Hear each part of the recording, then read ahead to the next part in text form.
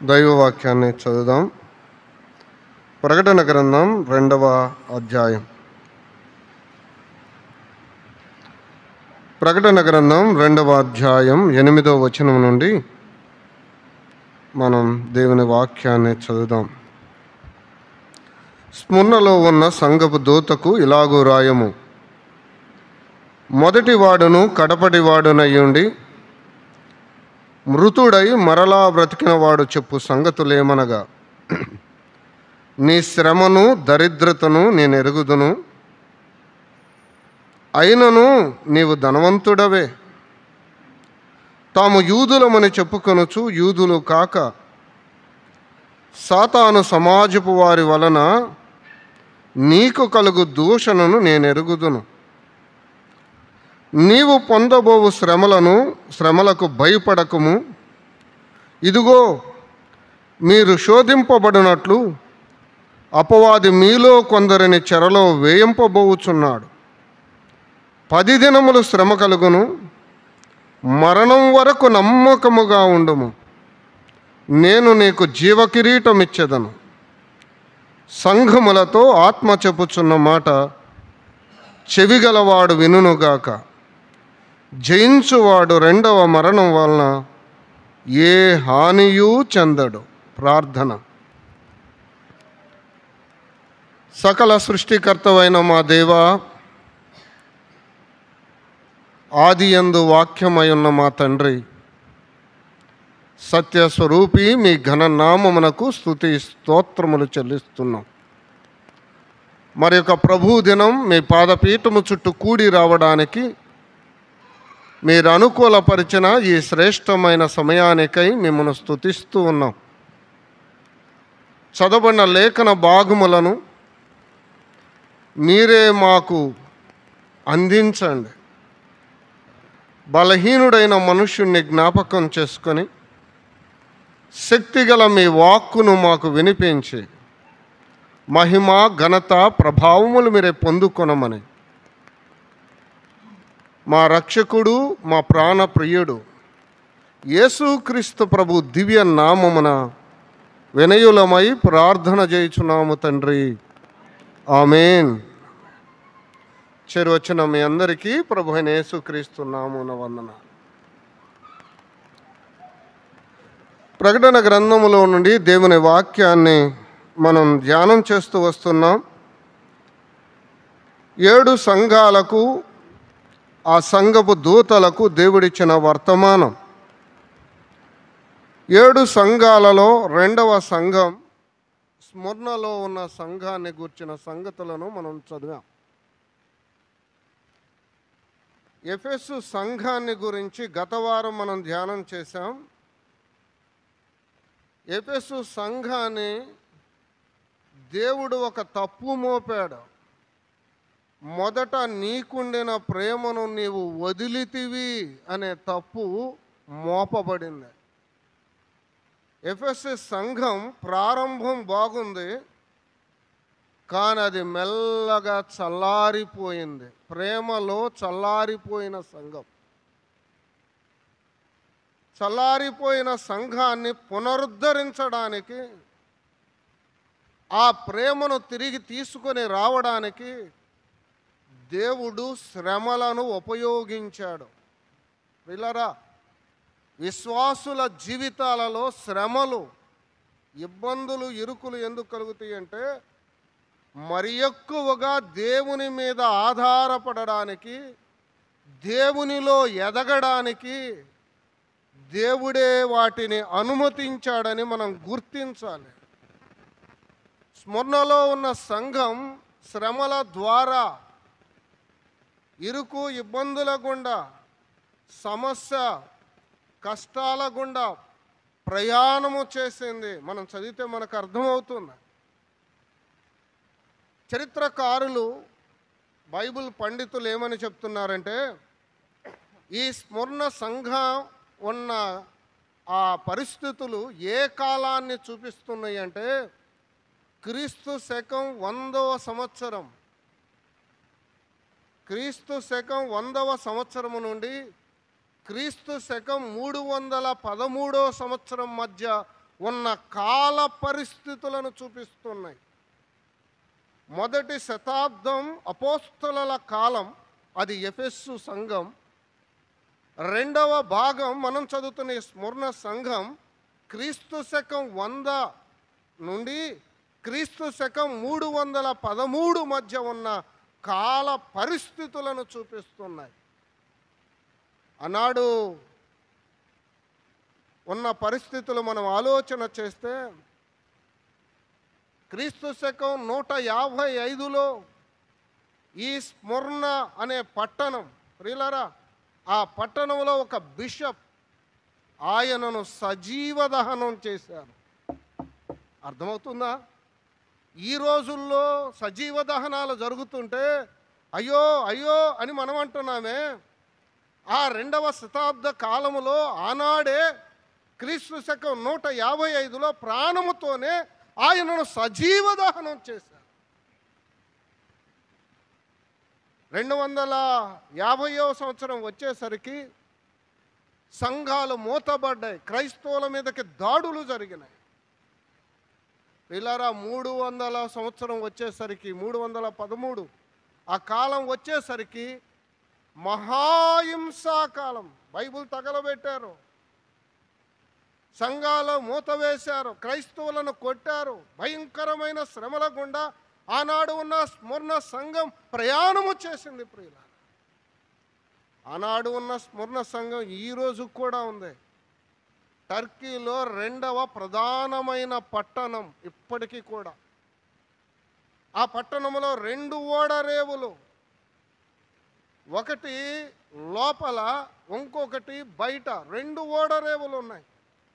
దేశ విదేశాల నుండి సరుకులు వస్తున్నాయి, బిజినెస్ జరుగుతుంది. ప్రియులారా, అది ఒక మహాపట్టణం. ఆ పట్టణంలో ఉన్న సంఘం శ్రమల గుండా ప్రయాణము చేస్తూ ఉంది అని దేవుడు జ్ఞాపకానికి తెస్తున్నాడు. చాలా విచిత్రం ఏమంటే, క్రైస్తవ జీవితం లేక మానవ జీవితం విజయం ఏది అంటే, ఒక వ్యక్తి గొప్ప స్థానానికి వెళితే విజయం అని చెప్తాం. అబ్బో సక్సెస్ఫుల్ మ్యాన్ అంటారు.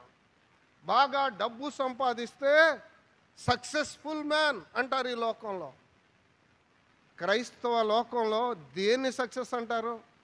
మందిరానికి ఎక్కువ మంది వస్తే అబ్బో గొప్ప సంఘం అండి అని చెప్తారు. కార్యక్రమాలు ఎక్కువ జరుగుతూ ఉంటే అమ్మో ఎంత గొప్ప సంఘమో, ఎప్పుడు ఏదో ఒకటి జరుగుతూనే ఉంటుంది. సువార్త, సేవ, పరిచర్య ఎన్నెన్నో చెప్తాం మనం. అబ్బో ఎంత బాగా చెప్తారండి, ఎంత గొప్ప కృపావరం అంటాం మనం. ఇవన్నీ ప్రియులారా, దేవుని దృష్టిలో విజయవంతమైన క్రైస్తవ జీవితం ఏంటో మనకు అర్థం అవ్వాలి అంటే ఈ స్మరణ సంఘాన్ని మనం ధ్యానం చేయాలి. ఈ స్మరణ సంఘాన్ని మనం ధ్యానం చేస్తున్నప్పుడు విజయవంతమైన క్రైస్తవ జీవితం ఎలా ఉండాలో మనకు అర్థమవుతుంది. చదువుదామా? 8వ వచనం. స్మరణలో ఉన్న సంఘపు దూతకు విలాగురాయము, మొదటివాడును కడపటివాడునై ఉండి మృతుడై మరలా బ్రతికిన వాడు చెప్పు సంగతులేమనగా, నీ శ్రమను దరిద్రతను నేనెరుగుదును, అయినను నీవు ధనవంతుడవే. తాము యూదులమని చెప్పుకొనుచు యూదులు కాక సాతాను సమాజపు వారి వలన నీకు కలుగు దూషణను నేనెరుగుదును.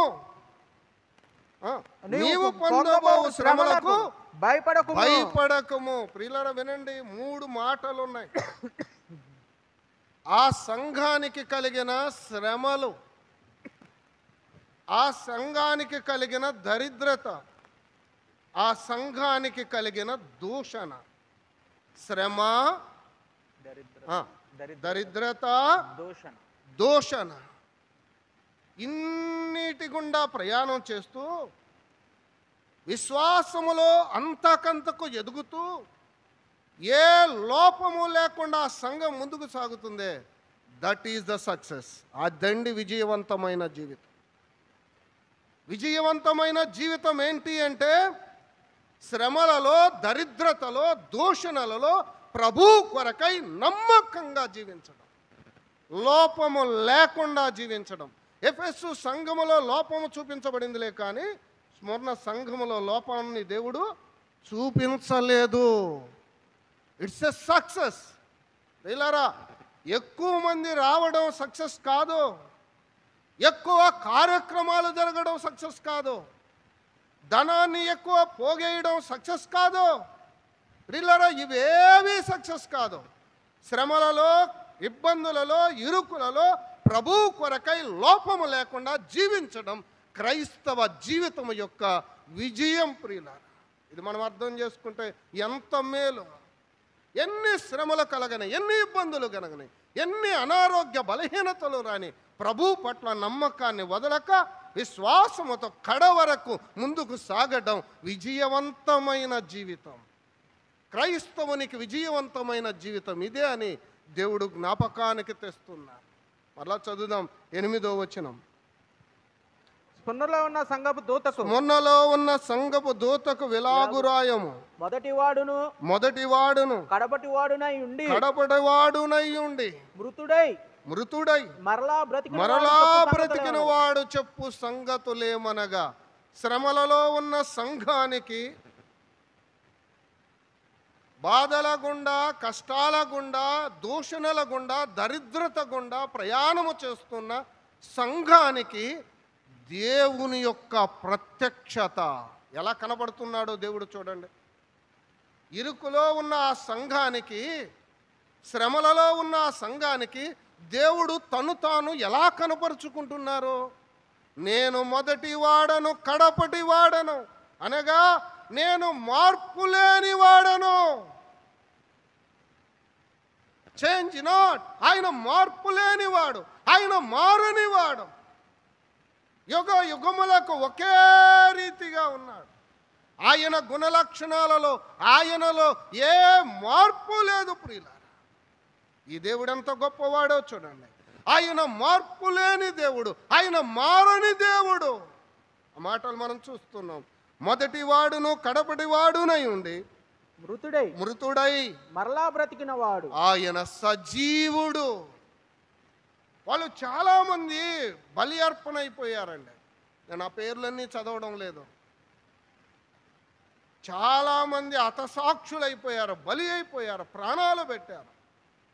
155వ సంవత్సరములో బిషప్, 251వ సంవత్సరములో 2 దేవుని భక్తులు ప్రభు కొరకై ప్రాణాన్ని పెట్టారు, బలి అయిపోయారు, హతసాక్షులైపోయారు.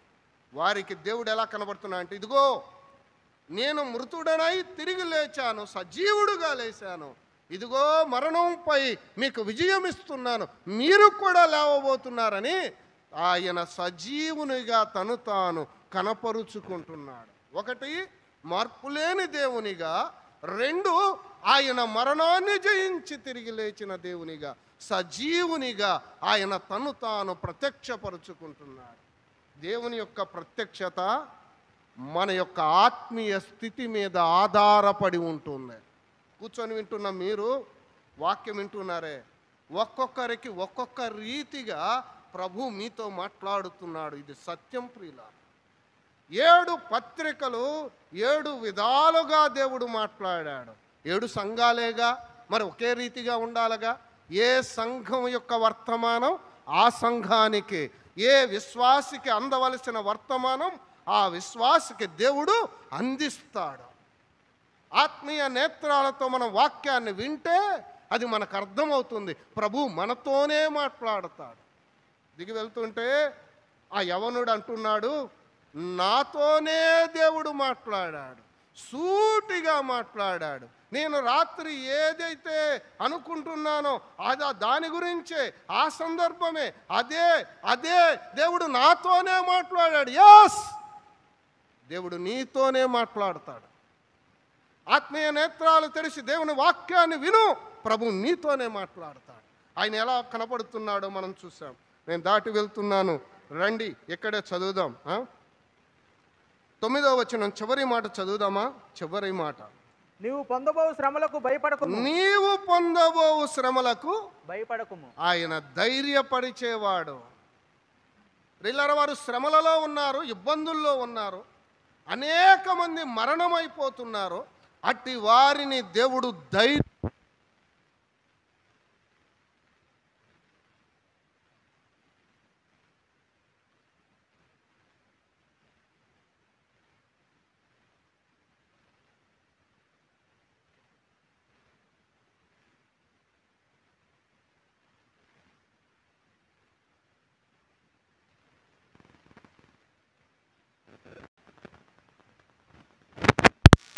నీ శ్రమను దరిద్రతను నేను ఎరుగుదును అయినను అక్కడ అవుదాం. నీ శ్రమను దరిద్రతను నేను ఎరుగుదును అన్నాడు. అంటే దేవునికి తెలుసా తెలియదా? చెప్పరే, తెలుసా తెలియదా? అమ్మా, నీకున్న ఇబ్బందులన్నీ దేవునికి తెలుసు, నీ పరిస్థితులన్నీ దేవునికి తెలుసు. ఇక్కడ కూర్చున్న మనందరి సంగతి ఆయనకి తెలుసు. ఇది మనం ప్రభువుని ఎరుగుదాం, ఆయన మీద ఆధారపడదాం, ఆయన అర్థం చేసుకుందాం. ఆయనకి సమస్తము తెలుసు. మీరు అనొచ్చు, అయ్యా మరి ఆయనకు అంతా తెలిస్తే ఎందుకయ్యా వాళ్ళ శ్రమల గుండా ప్రయాణం చేయించాడు? ఎందుకు దేవుడు శ్రమల గుండా వాళ్ళని ప్రయాణం చేయించాడు? ప్రియులారా వినండి, శ్రమల గుండా ప్రయాణం చేస్తున్నారు, దారిద్రత గుండా ప్రయాణం చేస్తున్నారు, దోషుల గుండా ప్రయాణం చేస్తున్నాడు. దేవుడు అంటున్నాడు, మీరు ఇంత శ్రమ పడుతున్నారే, మీ శ్రమంతా నాకు తెలుసు, నేనేం చేస్తానంటే మీకు విశ్రాంతినిస్తా. అనుభవించండి, నో ప్రాబ్లం. కొంచెం వచ్చుకోండి, కొద్ది దినాలు వచ్చుకోండి, మీకు నేనేమిస్తాను? విశ్రాంతి ఇస్తా. అది ఆయన నాకు తెలుసు అనడంలో అర్థం ఏంటంటే, నేను మీకు విశ్రాంతినిస్తా. నాకు తెలుసు మీరు ఎంత కష్టపడుతున్నారో, ఎన్ని దోషణలు పడుతున్నారో, ఎన్ని ఇబ్బందులు అనుభవిస్తున్నారో, ఎంత కఠినమైన పరిస్థితుల గుండా మీరు ప్రయాణం చేస్తున్నారో, మీ ఆత్మను మీరు ఎలా కోల్పోతున్నారో, విశ్వాసులు ఎలా చనిపోతున్నారో, అదంతా నాకు తెలుసు. నేను మీకు విశ్రాంతినిస్తా, భయపడవద్దు భయపడవద్దు అంట. రెండవ మాట ప్రియులారా, మీ శ్రమ మీ దరిద్రత నాకు తెలుసు అన్నాడు దేవుడు. ఎందుకు మరి తెలిసి ఎందుకు ప్రభువా తీసేయలేదంటే, శ్రమను ప్రయోజనకరమని దేవుడు ఉంచాడు. శ్రమలు ఏంటంటే ప్రయోజనం, ప్రయోజనం అవి మనకు ప్రయోజనకరం. ప్రియులారా, శ్రమలు లేకపోతే మనం విశ్వాసంలో ఎదగలేం, ప్రభువులో ఎదగలేం, దేవునికి దగ్గర కాలేం. ప్రియులారా, శ్రమల గుండా ప్రయాణం చేసినప్పుడు అవి మనకు ప్రయోజనకరమైనవి. ఆ శ్రమలు మనకు ప్రయోజనం అని దేవుడు తెలిసి అంటున్నాడు, మీ శ్రమలు నాకు తెలుసు, అవి ప్రయోజనకరం, కొద్దిగా అలా ఉండండి, కొద్దిగా అలా ఓర్చుకోండి అని ప్రభు మాట్లాడుతున్నాడు. అంతేకాదు ప్రియులారా, శ్రమల గుండా నీవు ప్రయాణం చేస్తున్నావే, దూషణలు అనుభవిస్తున్నావే, న్యాయమైన ప్రతిఫలం నేనిస్తా, జీవ కిరీటం ఇస్తా, మెప్పు ఘనత నేనిస్తా, ప్రతిఫలం నేనిస్తా. నాకు తెలుసు నువ్వు ఎంత శ్రమ పడుతున్నావో నాకు తెలుసు, నువ్వెన్ని దోషణలు అనుభవిస్తున్నావో నాకు తెలుసు, నీ దరిద్రత నాకు తెలుసు, నా కోసం నువ్వు ఎంత నష్టపోతున్నావో నాకు తెలుసు. నేను నీకు ప్రతిఫలం ఇస్తా. ఒకటి, విశ్రాంతినిస్తాను, అందుకనే శ్రమలు రానిలే అనుకుంటున్నాను. రెండు, అవి మీకు ప్రయోజనకరమైన శ్రమల గుండా ప్రయాణం చేస్తున్నాను. మూడు, మీరు శ్రమల గుండా ప్రయాణం చేశారే, మీకు నేను ప్రతిఫలం ఇస్తా, మీరేమి బాధపడవద్దు అంటున్నాడు. ప్రియులారా, అందుకనే ఆయన అంటున్నాడు, నేనెరుగుదును, నేనెరుగుదును. దాటి వెళ్దామా? రండి, 9వ వచనం. నీ శ్రమను దరిద్రతను నీ శ్రమను దరిద్రతను నేనెరుగుదును అన్నాడు. అయినను ప్రియులారా, 3 మాటలు అక్కడ. ఒకటి శ్రమ, 2 దరిద్రత, 3 దోషణ. శ్రమలు బయట నుండి వచ్చేవి, బాహ్యమైనవే, బయట నుండి కలిగే శ్రమలు. ప్రియులారా, ఆనాడు సంఘానికి లోకములో ఉన్న చక్రవర్తుల నుండి, ఆనాడు ఉన్న రోమీలు, వారి ద్వారా ప్రియులారా శ్రమలు కలిగినాయి, అనేకమైన శ్రమలు కలిగినాయి. ఇవి బాహ్యం, బయట నుండి కలిగే శ్రమలు. దెబ్బలు తిన్నారు, మరణమైపోయారు, చనిపోయారు, భౌతికమైన దాడులు వారి మీద జరిగినాయి. నేడు కాదు, ఆ రోజే జరిగినాయి. భౌతికమైన దాడులు జరిగినాయి, ప్రాణాలు తీశారు, చంపారు, కొరడాలతో కొట్టారు, ఎన్నో ఇబ్బందులు గుండా వారు ప్రయాణము చేశారు. ఇవన్నీ కూడా శ్రమలను చూపిస్తూ ఉన్నాయి. రెండవ మాట ఏమంటున్నారు అక్కడ? దరిద్రత. నీ శ్రమను దరిద్రతను నేను ఎరుగుదును అన్నాడు. వాళ్ళు ఆర్థికంగా నష్టపోయారు, ధనపరంగా కూడా నష్టపోయారు. చర్చిలు తగలబెట్టారు, బైబిళ్ళు తగలబెట్టారు, ఆస్తులు దోసేశారు. వీళ్ళరా భయంకరమైన దాడులు వారి మీద జరిగినాయి, వారు ఆర్థికంగా నష్టపోయారు. ఇది రెండవ మాట. ఒకటి శ్రమలు, అవి బయట నుండి కలిగేవి. రెండు దరిద్రత, అది ఆర్థిక పరమైనది, డబ్బు సంబంధమైనది, ధన సంబంధమైనది. దాని గురించి మనం చూస్తున్నాం. వారు దరిద్రతలోనికి వెళ్ళిపోయారు. గొప్ప పట్టణం అండి, బిజినెస్ జరుగుతుంది, మహాపట్టణం, లక్షల కోట్ల మంది జనాభా ఉండే పట్టణాలు అవి. ఆ మహాపట్టణంలో దేవుని పిల్లలు దరిద్రతలోనికి వెళ్ళిపోయారట.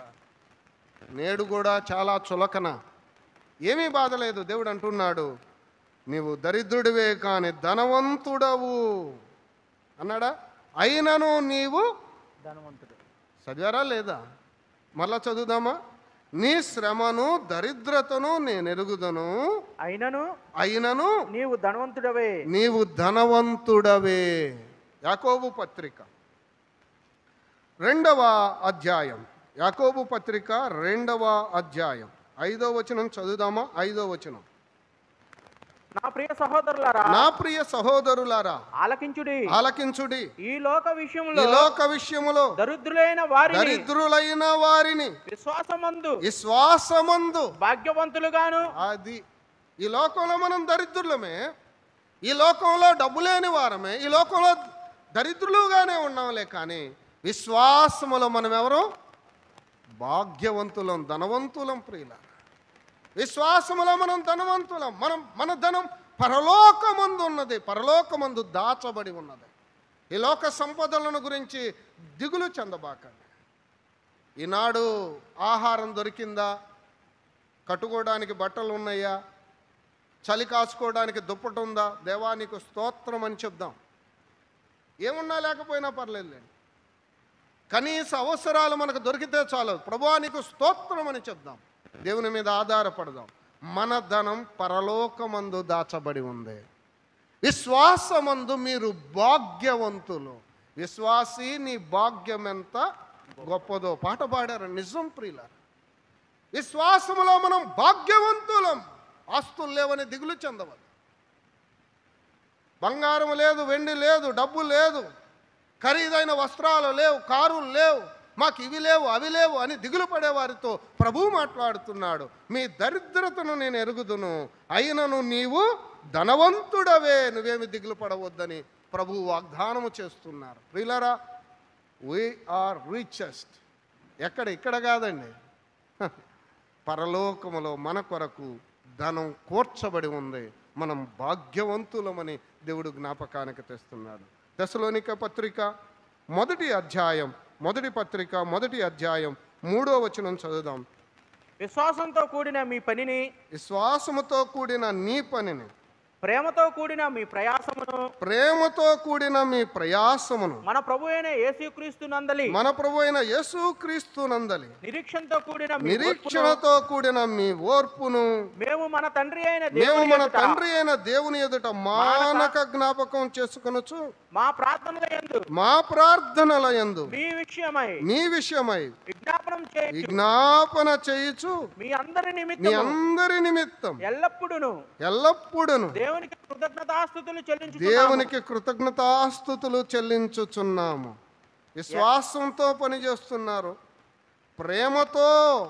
ప్రేమతో ప్రయాసపడుతున్నారు. అంతేకాదు నిరీక్షణ, ఓర్పు కలిగి ముందుకి సాగుతున్నారు. ప్రియులారా, ఈ లోకంలో మనం కూడా ఇలాగే ముందుకు సాగుదాం. విశ్వాసముతో, ప్రేమతో, ఓర్పుతో ముందుకు సాగుదాం. ఏదున్నా లేకపోయినా, ఎన్ని శ్రమలు కలిగినా, ఎన్ని ఇబ్బందులు కలిగినా, ఏది లేకపోయినా పర్లేదు, ప్రభు నాకుంటే చాలు, ఆయన నా కోసం పరలోకంలో ధనాన్ని కూరుస్తూ ఉన్నాడు. విశ్వాసములో నేను భాగ్యవంతుడనని విశ్వాసములో అంతకంతకు ఎదుగుదాం. దేవుడు మన కొరకై పరలోక ధనాన్ని కూరుస్తూ ఉన్నాడు. దాటి వెళ్దామా? అక్కడే చదువుదాం రండి. ప్రకటన గ్రంథం 2వ అధ్యాయం 10వ వచనం. ఇదిగో మీరు శోధింపబడినట్లు ఉమ్, అపవాది మీలో కొందరిని చెరలో వేయింపబోచున్నాడు. 10 దినములు శ్రమ కలుగును. ఎన్ని దినాలు? 10 దినాలు. ప్రియులారా వినండి, శ్రమలో ఎల్లకాలము ఉండవు. 10 అన్నది గుర్తు లిమిటెడ్ పీరియడ్, అది కొద్ది కాలమే అని జ్ఞాపకానికి తేవడానికి దేవుడు ఆ మాటను ఉపయోగించారు. 10 దినాలే శ్రమ. నమ్మకంగా ఉండు, ఓర్చుకో, సహించు, ఓర్పు కలిగి ఉండు, ప్రయాసతో ఉండు, విశ్వాసాన్ని కాపాడుకో, కడవరకు కాపాడుకో. శ్రమలు కలిగినాయి అని విశ్వాసాన్ని విడిచిపెట్టద్దు. ఏం ప్రభుని నమ్ముకొని నాకేం మేలు జరిగింది, నాకేం రాలేదే, నేను రాను మందిరానికి అనే వాళ్ళు ఎక్కువైపోయారు. మేలు జరిగితేనే మందిరానికి వస్తామనే వాళ్ళు ఎక్కువైపోయారు. ప్రియులారా, ప్రభు మనతోనే మాట్లాడుతున్నాడు. 10 దినాలు శ్రమ కలుగుతుంది, నమ్మకంగా ఉండు, ఓర్చుకో అని ప్రభు మనతో మాట్లాడుతున్నాడు. 10 అన్నది కొద్ది కాలమే. ప్రియులారా, చరిత్రకారులు ఏం చెప్తున్నారంటే క్రీస్తు శకం 303 నుండి 313 వరకు ఒక చక్రవర్తి పరిపాలించాడు. 10 సంవత్సరాలు భయంకరమైన శ్రమలో. ఆయన ఉంటే చంపేసేయండి అని పత్రికలే ఇచ్చేశాడు, ఆజ్ఞ ఇచ్చేశాడు, కమాండ్, చంపేసేయండి, క్రైస్తవులను చంపేసేయండి అని ఆజ్ఞ ఇచ్చాడు. భయంకరమైన హింసల గుండా సంఘము ప్రయాణము చేసింది. అందుకనే దేవుడు 10 దినములు శ్రమ కలుగును అని రాయించాడని చరిత్రకారులు చెప్తున్నారు. ఏమైనా ప్రియులరా, కొద్ది కాలమే శ్రమలో. ఆ చక్రవర్తి పరిపాలన అయిపోయింది. 313 వరకు ఆయన పరిపాలన చేశాడు. 313 తర్వాత మరొక చక్రవర్తి ఎక్కాడు. ఆయన క్రైస్తవులకు మత స్వేచ్ఛ ఇచ్చాడు. మీరు మందిరాలు కట్టుకోండి, మీ ఆస్తులు కాపాడుకోండి, మీరు చక్కగా ప్రార్థన చేసుకోండి అని మత స్వేచ్ఛనిచ్చాడు. ఎన్ని దినాలు శ్రమ కలిగింది? 10 దినాలు. 10 సంవత్సరాలు. అది దేవుడు 10 దినాలుగా చెప్తున్నాడు. ప్రియులారా, శ్రమలో కొద్ది కాలమే. శ్రమలు పోతే ఎదురు చూద్దాం, ప్రభు మీద ఆధారపడదాం, ఆయన వైపు విశ్వాసము కలిగి ముందుకు సాగుదాం. ఎంత హింస కలిగినా, ఎన్ని శ్రమలు వచ్చినా ప్రభు కొరకై నమ్మకంగా ఉందాం. కొద్ది దినాలే ఈ శ్రమలో, ఓర్చుకుందాం, సహిద్దాం, దేవుని కొరకై నమ్మకంగా ముందుకు సాగుదాం. దాటి వెళ్తున్నాను, ఇక్కడే చదువుదాం రండి. 9వ వచనం. నీ శ్రమలు దరిద్రతను నేను ఎరుగుదును, అయినను నీవు ధనవంతుడవే. తాము యూదులమని చెప్పుకొనుచు, ఈ మాట, తాము యూదులమని చెప్పుకొనుచు, యూదులు కాక సాతాను సమాజపు వారి వలన నీకు కలుగు దూషణను నేనెరుగుదును. దూషణ కలిగింది ఎవరి వల్ల?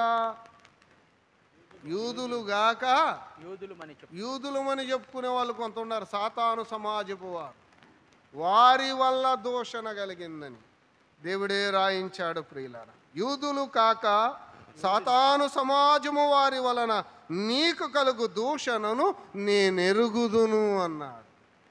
ఇది ఇన్నర్ అన్నమాట. ఇంతకుముందు మనం చూసినవి బయట నుంచి వచ్చినాయి, ఆర్థికపరమైన ఇబ్బందులు కలిగినాయి. ఇది లోపల కలిగే శ్రమ, లోపల కలుగుతున్న ఇబ్బంది. ప్రియులారా, ఇక్కడ మనం చూస్తే యూదులుగాక యూదులమని చెప్పుకునే సాతాను సమాజపు వారి వల్ల దూషణలు కలిగినాయి. నేడు లేవా దూషణలు? క్రైస్తవులను ఎవరు దూషించటం లేదా? ఎవరు హేళనగా మాట్లాడడం లేదా? ఎవరు తిరస్కారం చేయడం లేదా? స్మరణ సంఘం మనకు మాదిరి. ప్రియులారా, ఓర్చుకుందాం, సహిద్దాం, ప్రభు కొరకై నమ్మకంగా ఉందాం. చదువుదామా? కొన్ని వచనాలు ఇక్కడ మనం చదువుదాం రండి. అపోస్తల కార్యముల గ్రంథం 13వ అధ్యాయం 45వ వచనం. అపోస్తల కార్యముల గ్రంథం 13వ అధ్యాయం 45వ వచనం. యూదులు జనసమూహములను చూసి మత్సరముతో నిండుకొని నిండుకొని దూషించుచు పౌలు చెప్పిన వాటికి అడ్డం చెప్పిరి. ఎవరి ఇల్లు దూషించేది ఎవరు? యూదులు. మళ్ళా చదవండి అయ్యా. యూదులు జనసమూహమును చూసి మత్సరంతో నిండుకొని యూదులే మత్సరంతో నిండుకొని దూషించుచు పౌలు చెప్పిన వాటికి అడ్డం చెప్పిరి. పౌలు సువార్త చెప్తుంటే వాళ్ళు ఏం చెప్తున్నారు? అడ్డం చెప్తున్నారా? నిలబడి సత్యవాక్యాన్ని సువార్తను అందిస్తుంటే ఇక చాలే ఆపయ్యా అంటున్నారండి. ఎవరిల్లు? యూదులే. చాలాసార్లు దూషణలు ఎవరి వల్ల కలుగుతాయి అంటే లోపల వారి వల్లే, సంఘంలో వారి వల్లే. సంఘంలో వారి వల్లే దూషణలు. సంఘంలో ఉన్న అవిశ్వాసులు వాళ్ళు విశ్వాసులు కాదు, వాళ్ళు యూదులు కాదు, యూదులమని చెప్పి దూషిస్తున్నారు. వారు విశ్వాసులు కాదు కానీ మేము విశ్వాసులమేనని చెప్పి సంఘాన్ని దూషిస్తున్నారు. ఇలాంటి వారు ఉంటారు, జాగ్రత్త. వారు అసలు విశ్వాసులు కాదో జాగ్రత్త చూసుకోవాలి. వారి ప్రవర్తన, వారి మాట, వారి నడక, వారిని బట్టి వీళ్ళు అసలు విశ్వాసులా కాదా అన్నది మనకు అర్థమైపోతుంది. రోమీయులకు రాసిన పత్రిక 3వ అధ్యాయం 8వ వచనం. రోమీయులకు రాసిన పత్రిక 3వ అధ్యాయం 8వ వచనం. మేలు కలుగుటకు కీడు చేయుదుమని మేము చెప్పుచున్నామని కొందరు మిమ్మల్ని దూషించి ఇక్కడ కూడా దూషిస్తున్నారు. కొందరు మమ్మను దూషించి చెప్పు ప్రకారం మేమెందుకు చెప్పరాదు. పిల్లరా, సంఘాలలో దూషణలు, విశ్వాసుల మధ్య, నమ్మిక కలిగిన ప్రజల మధ్య దూషణలు, దూషించేవారు ఉంటారు. కానీ దేవుడు ఏం చెప్తున్నాడంటే ఓర్చుకోండి, ఓర్పు కలిగి ఉండండి. మాటకు మాట, దెబ్బకు దెబ్బ మేము అనలేమా అంటే మనం విశ్వాసులం కాదు, నన్ను క్షమించండి. మీకు ఇలా చెప్తే అర్థం కాదని ఆ మాట ఉపయోగిస్తున్నాను అంతే. నేను చెప్పేది సత్యమే ప్రియులారా. మాటకు మాట, దెబ్బకు దెబ్బ, కార్యానికి కార్యం విశ్వాసుల పని కానే కాదు ప్రియులారా. ఓర్చుకుందాం, సహిద్దాం, నెమ్మది కలిగి జీవిద్దాం, ప్రభు కొరకు నమ్మకంగా ఉందాం, మన విశ్వాసాన్ని కాపాడుకుందాం. అవిశ్వాసులు మనల్ని ప్రేరేపిస్తారండి, దూషిస్తారు. చచ్చిన కుక్క చీపో చీపో చీపో అన్నారట రాజును పట్టుకొని. ఓర్చుకోలే ఆయన. మనమెంత? యేసుక్రీస్తు ప్రభువునే మొహాన ఉమ్మి వేసి దూషించారు, హేళన చేశారు. యూదుల రాజా అని హేళన చేశారు. ఆయన ఓర్చుకోలా? నువ్వు నేనెంత, మనమెంత అండి? ఓర్చుకుందాం, సహిద్దాం, భరిద్దాం, దేవునికి అప్పగిద్దాం. దేవుడు చూసుకుంటాడు. ప్రతిఫలం ఇచ్చేది ఆయనే. యుద్ధము యెహోవాదే, ఆయన చూసుకుంటాడు. నాదేం లేదు, నేను నిమిత్త మాత్రమే. ప్రభువా నీ చిత్తం, అంతే. ప్రియులారా, దేవుడు మనకు నేర్పుతున్న పాఠం ఇదే. యూదులు కాక యూదులమని చెప్పుకునే వారి వలన దూషణ కలిగిందట, దూషణ కలిగింది. కొన్ని వచనాలు మనం చదువుదాం రండి. రోమీయులకు రాసిన పత్రిక 2వ అధ్యాయం 28 నుండి చదువుదాం. రోమీయులకు రాసిన పత్రిక 2వ అధ్యాయం 28వ వచనం. బాహ్యమునకు యూదుడైన వాడు యూదుడు కాడు, శరీరమందు బాహ్యమైన సున్నతి కాదు, అయితే అంతరంగమందు యూదుడైన వాడే యూదుడు. అది పాత నిబంధన కాలం అండి. ఇంకా చాలా మంది ఆ లెక్కల్లోనే ఉండిపోయారు. క్రైస్తవ కుటుంబంలో పుట్టినంత మాత్రాన మనం క్రైస్తవులం కాలేదు అన్న సంగతి మనకు అర్థం కావటల్లా. ప్రియులారా, మనం ఏదో ఆచార సంబంధమైన వ్యవహారాల ద్వారా నేను క్రైస్తవుడిని అని చూపించుకోవాలి అని అనుకోవడం మన భ్రమ. బాహ్య సంబంధమైన ఏ గుర్తుల ద్వారా, నీవు చేసే ఏ క్రియలు, ఏ కార్యాల ద్వారా నీవు ఎన్నటికీ క్రైస్తవుడివి కాదు. మరి దేని ద్వారా? అంతరంగ సంబంధమైన మార్పు. మాట మారిందా? చూపు మారిందా? జీవితం మారిందా? నీ క్రియలు మారిందా? నీ మనస్సు మారిందా? నూతనపరచబడ్డావా? ఆ అనుభవం లేకపోతే నీవు విశ్వాసవే కాదు. అంతరంగ సంబంధమైన మార్పు, అంతరంగమందు సున్నతి కావాలని దేవుడు స్పష్టంగా మనతో మాట్లాడుతున్నాడు. బాహ్య సంబంధమైన వాటి ద్వారా ఏ వ్యక్తి యూదుడు కాలేడు. చదువుదామా 29వ వచనం. అయితే అయితే అంతరంగమందు అంతరంగమందు యూదుడైన వాడే యూదుడు, మరియు సున్నతి హృదయ సున్నతి హృదయ సంబంధమైనదే, ఆత్మయందు జరుగునదే గాని అక్షరం వల్ల కలుగునది కాదు. పేరు పెట్టుకున్నంత మాత్రాన మనం క్రైస్తవులం కాలేమండి. పేర్లు పెట్టుకున్నంత మాత్రాన మనం క్రైస్తవులం కాలేము. అక్షరము ద్వారా ఏ వ్యక్తి కాలేడు. అంతరంగ స్వభావం, హృదయం, ఈ అంతరంగంలో మార్పు రావాలి. అది క్రైస్తవుడు అనడానికి గుర్తు. హృదయం మారలా, జీవితం మారలా, ప్రవర్తన మారలా, మాట మారలా, చూపు మారలా, మన క్రియలు మారలా, మన జీవితం మారలా, మన మనస్సు మారలా, మనం ఎలా క్రైస్తవులం? Who is Christian?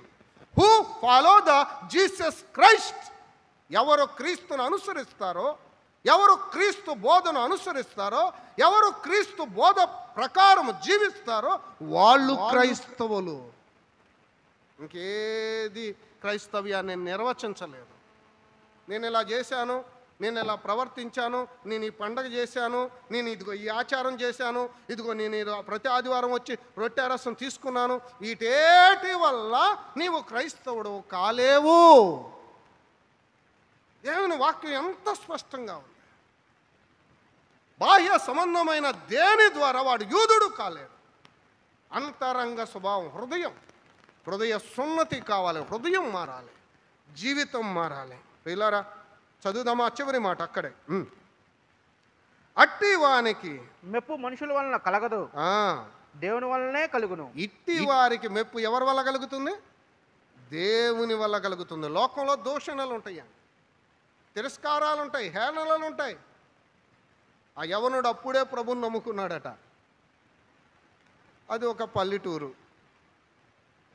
నమ్ముకున్న వ్యక్తి బైబిల్ పట్టుకొని ఆ వీధిలో గుండా అలా, ఆ బజార్లో గుండా అలా, ఆ సెంటర్లో గుండా అలా నడుచుకుంటూ వెళ్తున్నాడట.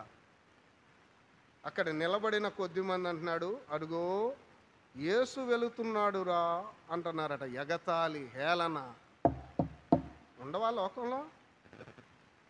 మనుషుల వల్ల మెప్పు రానే రాదు. ప్రియులారా ఆలోచన చేయండి. మెప్పు ఎవరి వల్ల అంటే దేవుని వలన. ఎవరు యూదులో ఎవరి వలన మెప్పు కలుగుతుందో దైవ వాక్యం చాలా స్పష్టంగా ఉంది. యోహాను సువార్త 8వ అధ్యాయం 39 నుండి చదువుదామా? యోహాను సువార్త 8వ అధ్యాయం 39 నుండి చదువుదాం. అందుకు వారు ఆయనతో, మా తండ్రి అబ్రహాము అనిరి. యేసు, మీరు అబ్రహాము పిల్లలైతే అబ్రహాము చేసిన క్రియలు చేతురు. వీళ్ళు ఏమంటున్నారు? అబ్రహాం పిల్లలం అంటున్నారులే, కానీ వీరిలో ఏమి లేవు, అబ్రహాము క్రియలు లేవు, ఆ జీవితం లేదు. ఇంకా చదువుదాం. దేవుని వలన వినిన సత్యం మీతో చెప్పిన వాడనైనా నన్ను మీరిప్పుడు చంపవెదుకుచున్నారే. అబ్రహాము అట్లు చేయలేదు, అబ్రహాము చెయ్యింది మీరు చేస్తున్నారు. మీరేమో అబ్రహాం పిల్లలు అంటున్నారు, కానీ అబ్రహాము చెయ్యింది మీరు చేస్తున్నారు. అమ్మా వింటున్నారా? అబ్రహాము దగ్గర యేసుక్రీస్తుని పెట్టండి, మనమేమో క్రీస్తు బిడ్డలమని చెప్పుకుంటాం, క్రైస్తవులమని చెప్పుకుంటాం, కానీ క్రీస్తు చెయ్యని పనులన్నీ మనం చేస్తాం. క్రీస్తుకు వ్యతిరేకంగానే మనం చేస్తాం. ఆయన ఓర్చుకోమంటే మనం ఓర్చుకో, మాటకు మాట, దెబ్బకు దెబ్బ. మనం ఎలా క్రైస్తవులం అయ్యాం? ఆలోచన చేయండి. ప్రభు మనతోనే మాట్లాడుతున్నారు. ఇది యూదులకే అనుకొని వదిలిపెడుతున్నాంలే, కానీ ఇది మనకేనని అర్థం చేసుకుంటే మనతో ప్రభు మాట్లాడుతున్నారు. దాటి వెళ్తున్నాను, అక్కడే చదువుదాం రండి. 41వ వచనం. మీరు మీ తండ్రి క్రియలే చేయుచున్నారని వారితో చెప్పాను.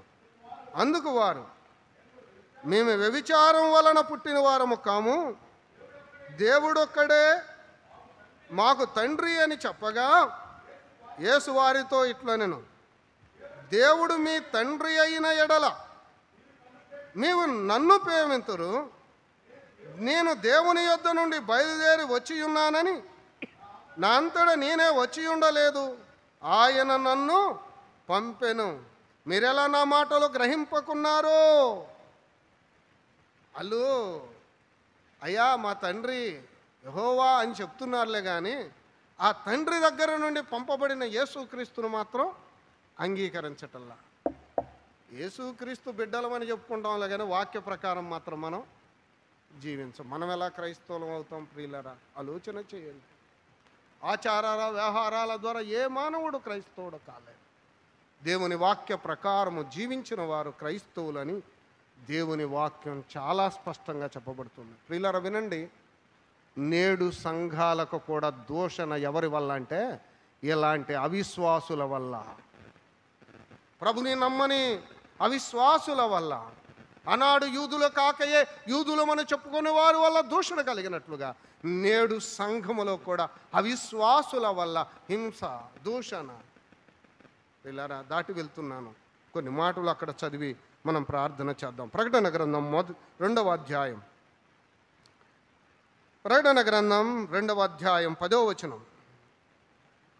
ఇదిగో మీరు శోధింపబడినట్లు అపవాది మీలో కొందరిని చెరలో వేయింపబోచున్నాడు.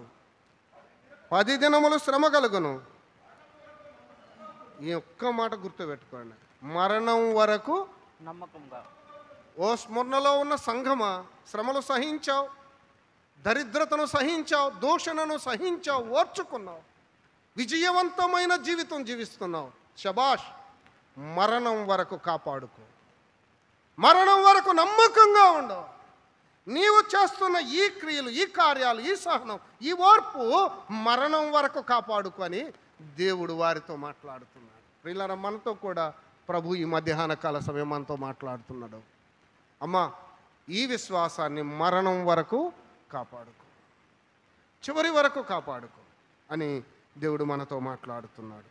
అక్కడే అన్నాడు, నేను నీకు జీవ కిరీటం ఇచ్చేదను. పరుగు పందెం పెట్టారు, ఒక లైన్ పెట్టారు, ఒక అబ్బాయి పరిగెత్తుకుంటా వచ్చాడు, ఒక అడుగు దూరం ఉందనంగా పడిపోయాడు. కిరీటం ఇస్తారా?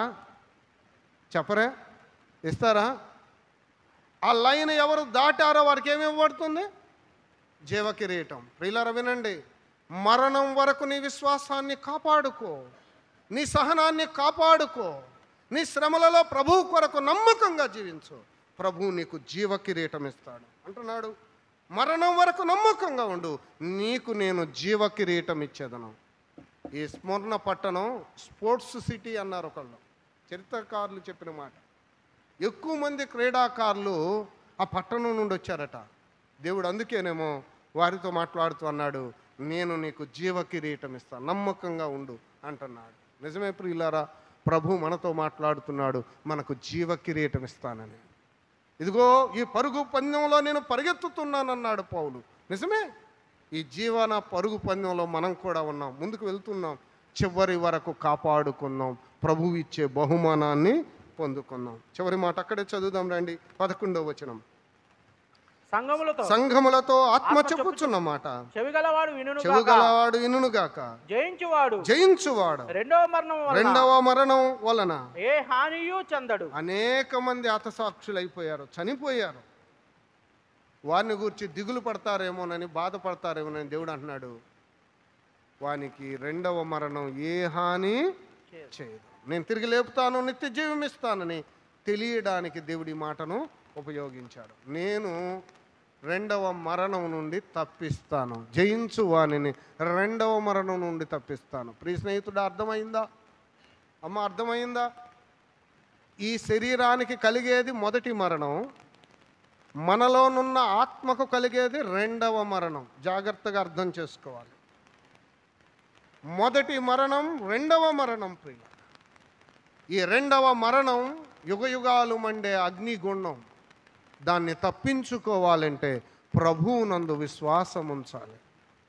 ప్రభువును నమ్ముకుంటే, ప్రభువు మీద ఆధారపడితే, ప్రభువునందు విశ్వాసం ఉంచితే రెండవ మరణాన్ని మనం తప్పించుకోగలం. ఆయన లేకుండా రెండవ మరణం మీద జయము దొరకదు. ప్రభుని నమ్మండి, ఆయన బిడ్డలుగా చేయబడండి. అయ్యా, చాలామంది మొదట మరణం గురించి భయపడుతున్నారులే కానీ రెండవ మరణం గురించి భయపడడంలా. వినండి వినండి వినండి, మొదటి మరణం ప్రతి ఒక్కరూ పొందవలసిందే. కానీ రెండవ మరణం నమ్మని వారికి, అవిశ్వాసులకు మాత్రమే. అది ఆరని అగ్నిగుండం, ఎటర్నల్ ఫైర్, ఎల్లప్పుడూ మండుచుండే అగ్నిగుండం.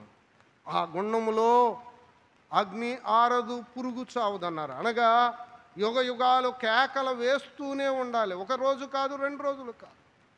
భయంకరమైన వేదనకరమైన స్థలం, దానికి వెళ్లకుండా ఉండాలి.